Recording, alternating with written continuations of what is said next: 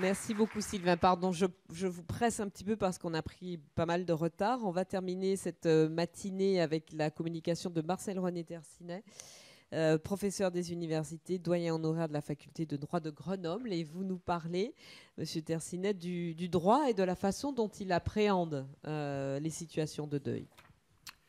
Merci. Non, je n'ai pas besoin. Merci. C'est un moment difficile parce que c'est un moment où l'estomac commence à rappeler son existence. Je vais essayer d'être bref après avoir remercié, vous avoir remercié et remercier les organisatrices pour m'avoir invité. Alors, je vais me saisir de l'intitulé de ces assises. Changeons de regard sur le deuil pour dire que c'est peut-être l'occasion de changer aussi le regard sur le droit. Regard sur les fonctions du droit. Le droit est en effet souvent perçu comme un instrument de pouvoir, pour ne pas dire un instrument de domination. Et ce n'est pas à cette fonction du droit qu'il faut s'intéresser quand on est dans l'approche du deuil, mais plutôt à la fonction que lui a magnifiquement reconnu Henri Lacordaire dans un célèbre sermon de 1848. Et Lacordaire savait ce dont il parlait car il avait tâté du métier d'avocat. Un sermon prononcé à Paris, entre le fort et le faible, c'est la liberté qui opprime et la loi qui affranchit. La loi qui affranchit, la loi qui libère, la loi qui protège, eh bien, effectivement, le droit prend de plus en plus en compte la vulnérabilité des personnes, avec un objectif à la fois de prévention et de protection. Sans d'ailleurs avoir jamais donné de définition de la vulnérabilité, le droit a progressivement introduit des dispositifs de soutien, de protection des personnes qui sont dans des situations de faiblesse, de fragilité, de précarité, à la fois soit présumée, soit avérée. Les orphelins, les personnes âgées, les handicapés, les mineurs, les majeurs qui sont considérés comme incapables juridiquement, les mal logés, font l'objet de mécanismes législatifs spécifiques. Le droit pénal prévoit une bonne vingtaine d'incriminations qui retiennent la vulnérabilité, à la fois comme élément constitutif d'une infraction ou comme une circonstance aggravante. Et le droit du travail, qui est particulièrement important pour les personnes endeuillées, le droit du travail ne fait jamais référence explicite au concept de vulnérabilité, mais de nombreux auteurs expliquent cette absence de référence en se demandant tout simplement si précisément le droit du travail ne serait pas, par essence, le droit des personnes vulnérables. Eh bien, dans cette orientation en faveur de la prise en compte de la vulnérabilité, le droit positif français s'intéresse-t-il aux situations vécues par les personnes frappées par un deuil? Et peut-on suggérer, ce sont les deux temps que je vais essayer de traiter de manière, on va dire, scolectique, pour essayer de respecter le timing, peut-on suggérer, à l'image d'expériences étrangères, des avancées nouvelles en ce domaine? Alors, si l'on s'intéresse dans un premier temps aux dispositifs juridiques qui s'adressent aux personnes qui vivent une situation de deuil, a priori, ils sont nombreux. Mais pour la plupart, ils ne concernent pas, à mon sens, la problématique qui est celle des assises, qui est celle de l'association empreinte, à savoir la problématique du soutien que peut apporter ou que pourrait apporter le droit aux personnes qui sont confrontées à la perte irréductible d'un être proche, d'un être cher. Je veux dire par là que j'ai laissé volontairement, et le temps me justifie dans ce choix, que j'ai choisi d'écarter du champ de cette intervention tous les dispositifs qui visent à régler, notamment au plan financier, l'avenir de la personne qui est affectée par cette disparition lorsque, en quelque sorte, son sort économique en dépendait. Je fais référence, par exemple, au mécanisme de pension de réversion ou à cette fameuse demi-part fiscale qui était accordée qui a disparu définitivement en 2014, qui était accordée aux veufs ou aux veuves, et dont la réintroduction d'ailleurs a été envisagée l'an dernier à l'occasion de la discussion du budget 2019. Si l'on vise les seuls mécanismes juridiques ayant pour objectif de tenir compte du deuil en tant que tel, du moment du deuil, et bien sûr de ses conséquences, de ses incidences sur les personnes endeuillées, eh bien, la récolte sur ce terrain est plutôt maigre et elle est très encadrée par des conditions qui en limitent le bénéfice. Récolte maigre si l'on s'en tient aux instruments ayant une portée normative indiscutable. Bien sûr, on trouve en matière de deuil ce que les juristes qualifient parfois de droit mou, de droit flou, de droit gazeux, ce que les Anglais appellent le soft law, c'est-à-dire des textes, des règles qui n'ont pas de caractère obligatoire, parce qu'ils ne donnent pas lieu à sanction. Et la meilleure illustration est fournie par la charte du respect de la personne en deuil, qui a été élaborée en 2009 par à l'époque le secrétariat d'État chargé de la famille et de la solidarité, qui permet à tout type de structure publique ou privée, en signant cette charte, de s'engager à faciliter la vie des personnes touchées par un deuil, de les informer, de les écouter, de les soutenir dans leur démarche. Alors cette charte a été signée notamment par des groupes d'entreprises agissant dans le domaine funéraire, et on peut s'en réjouir et s'en féliciter, mais stricto sensu, il s'agit d'un catalogue essentiellement de bonnes intentions, louables, mais qui n'ont pas mais qui sont en quelque sorte hors du champ du droit. Sur le terrain juridique strict, l'apport du législateur concerne, on va dire pour l'essentiel, les actifs, les personnes actives, et trouve essentiellement son expression dans l'établissement, on y a fait allusion dans la matinée, l'établissement d'un droit à congé pour la personne endeuillée, dont le bénéfice est accordé aux salariés et aux agents publics. Et il faut distinguer les deux cas parce que les règles ne sont pas les mêmes. L'égalité n'est pas appliquée en la matière. Des congés dont l'importance varie en fonction de la nature du lien unissant le disparu et la personne endeuillée. Alors, s'agissant d'abord des salariés, au titre des événements que l'on appelle familiaux, tout salarié peut bénéficier, et le Code du travail d'ailleurs dit plutôt à droit, c'est un droit, à un congé de 5 jours en cas de décès d'un enfant, de 3 jours en cas de décès du conjoint, du concubin, du partenaire dans le cadre d'un PACS, du père, de la mère, du beau-père, de la belle-mère, d'un frère ou d'une sœur. Fin de la liste.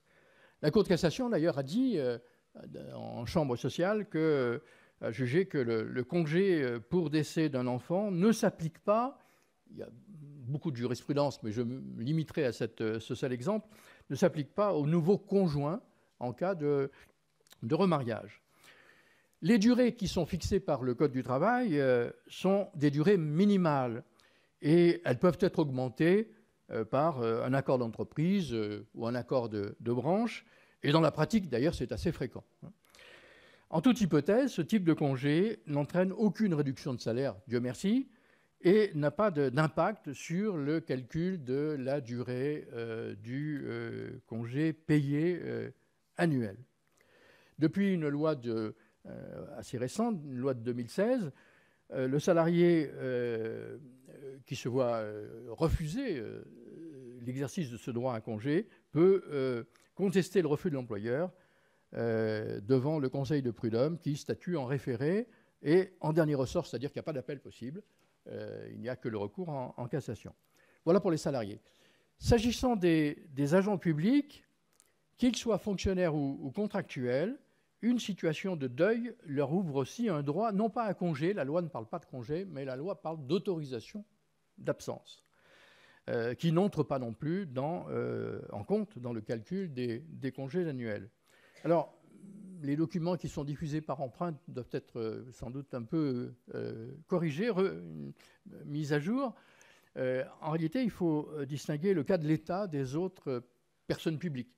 En ce qui concerne l'État, la sollicitude du législateur est limitée, est plus limitée que le Code du travail, dans la mesure où la durée est de 3 jours ouvrables, et limitée aussi dans le champ, puisque dans le champ du bénéfice de l'autorisation, puisque l'absence, le droit quand même à absence ne s'applique que si le décès est celui de la personne avec laquelle l'agent vivait en couple, de son père, de sa mère ou d'un enfant. La liste est beaucoup plus courte que celle du Code du travail.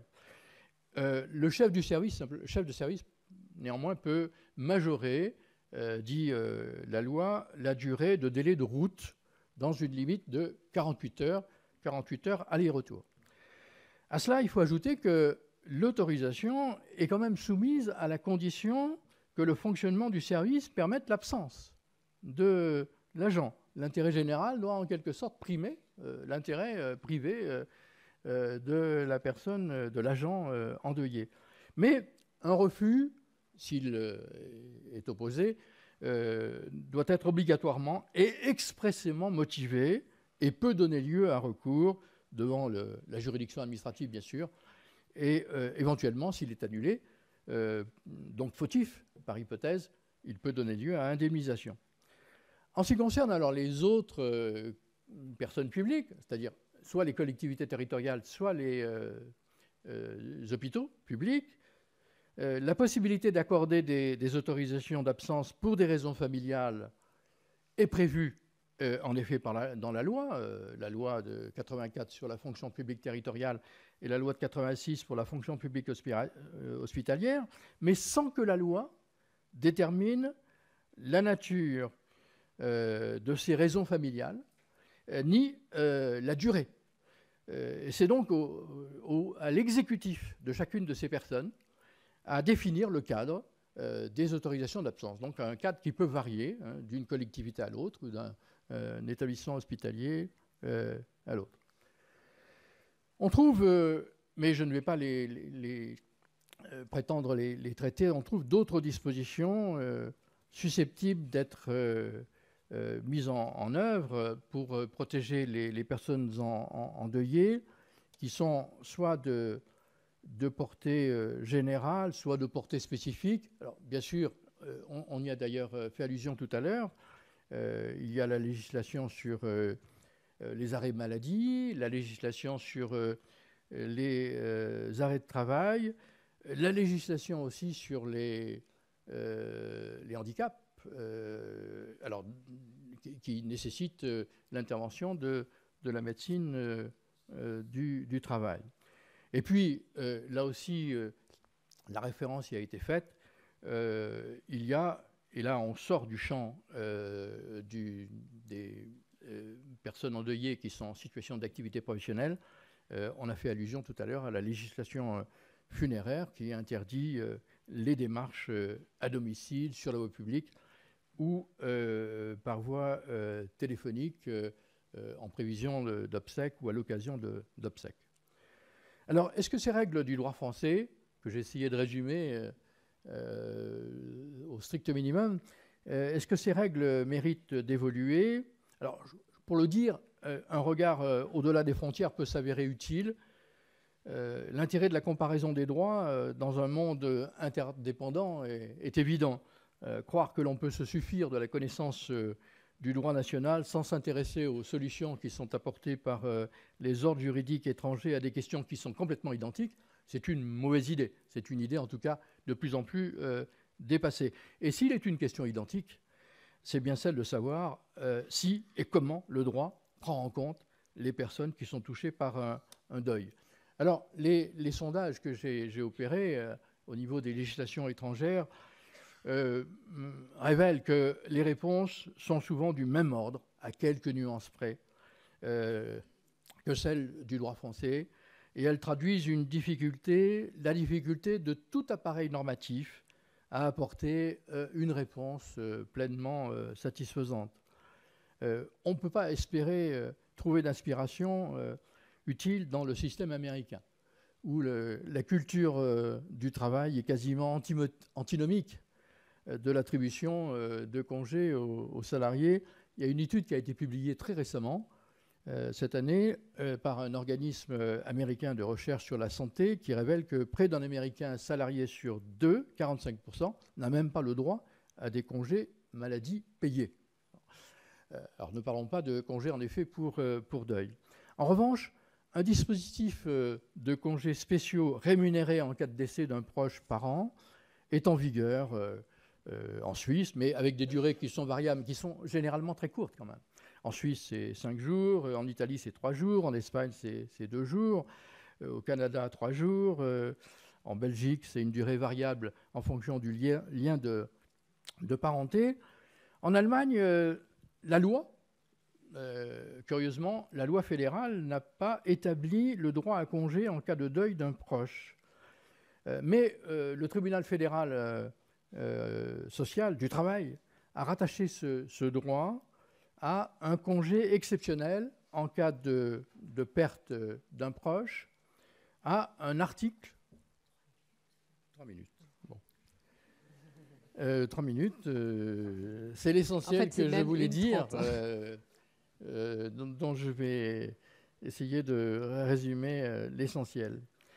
Bon, donc en Allemagne, il y a un article du Code civil qui dispose qu'un salarié ne doit pas voir sa rémunération réduite lorsqu'il se trouve empêché de travailler pour une courte durée, en raison d'un événement qui le concerne, mais dont il n'est pas responsable, ce qui est le cas évidemment du deuil. Je laisserai de côté le cas du Royaume-Uni. Il faut dire que le Brexit m'autorise à cette coupure. Quel que soit leur fondement, les réponses qui ont été apportées sur le terrain du droit à la question donc, de la prise en compte des personnes endeuillées sont finalement assez analogues. Et au fond, elles s'exposent aux mêmes critiques que celles qui me semblent pouvoir être adressées au mécanisme du droit français. C'est par là que je terminerai. Critiques d'insuffisance pour lesquelles les remèdes ne sont pas toujours évidents d'ailleurs à mettre en place. D'abord, on ne peut que regretter les différences en France de traitement entre les salariés du privé et les agents du public. La revendication de la société pour plus d'égalité dans le traitement de ses membres, par exemple, on le sait en matière de retraite à l'heure actuelle, eh bien cette revendication devrait être satisfaite aussi en matière de congés pour le deuil. Deuxième observation rapide, la loi ne tient pas compte de deuils qui sont parfois très douloureux au motif qu'il n'existe pas ou qu'il n'existe plus de lien. Il n'y a pas de délai prévu formellement par la loi en cas de décès d'un ex-conjoint, par exemple, ou en cas de décès d'un ami qui était particulièrement proche. Il n'y a pas de délai, pas de congé. Autre remarque, le système normatif ne devrait-il pas aussi prendre en considération les conditions du décès, ses circonstances, ses modalités? Le vécu de l'endeuillé me semble bien différent selon que le décès avait un caractère prévisible, en quelque sorte programmé, ou a eu un caractère brutal, inattendu. Le droit français le prend implicitement en compte pour le décès d'un enfant à la naissance ou le décès de la mère dans la période de l'accouchement. Il y a des règles particulières qui s'appliquent à ce moment-là. Il n'en reste pas moins, et on pourrait continuer ces observations, notamment sur la brièveté des congés, que la loi ne peut pas tout. Je crois que tout ne peut pas relever du droit, mais bien souvent, plutôt, d'une politique managériale, intelligente, d'une bonne gouvernance, en quelque sorte, des ressources humaines, dans le privé, comme dans le public. La norme a par définition un caractère général et impersonnel, et la rationalisation qu'offre le droit n'est pas toujours adaptée à la diversité des ressentis des individus. En conclusion, si dans le domaine du deuil, mais ce n'est pas pour repartir sur 5 minutes, en conclusion, si dans le domaine du deuil, d'évidence, le droit ne peut être par excellence l'outil premier de reconstruction de la personne endeuillée, il peut être, je crois, une pierre d'appui qui n'est pas négligeable. La société, du moins la société occidentale, qui peu à peu redécouvre la thématique de la mort et la thématique du deuil, et l'association Empreinte l'atteste par son existence, est sans doute en attente, cette société est sans doute en attente de progrès législatifs, mais sans doute aussi, plus fondamentalement, de progrès en matière de politique publique, de prévention et de prise en charge du deuil. Je suis convaincu que des initiatives telles que ces assises peuvent contribuer à de telles avancées. Je vous remercie. Merci beaucoup. Merci beaucoup. Merci à tous. J'ai quelques petites infos à vous donner avant qu'on se sépare. D'abord, vous dire que l'ensemble des communications qui ont été faites ce matin, et singulièrement l'étude du CREDOC, sont disponibles sur la table des associations à la sortie. Oui. Ah, il y a encore une petite intervention. D'accord. Donc, je vais vous laisser l'annoncer à ce moment-là. Donc, Olivier Breton, président de l'agence All Contents. J'avais prévu, en fait. Voilà, j'avais prévu de le faire, mais j'ai été interrompue. Donc, ça faisait partie des choses qu'il me restait à vous dire.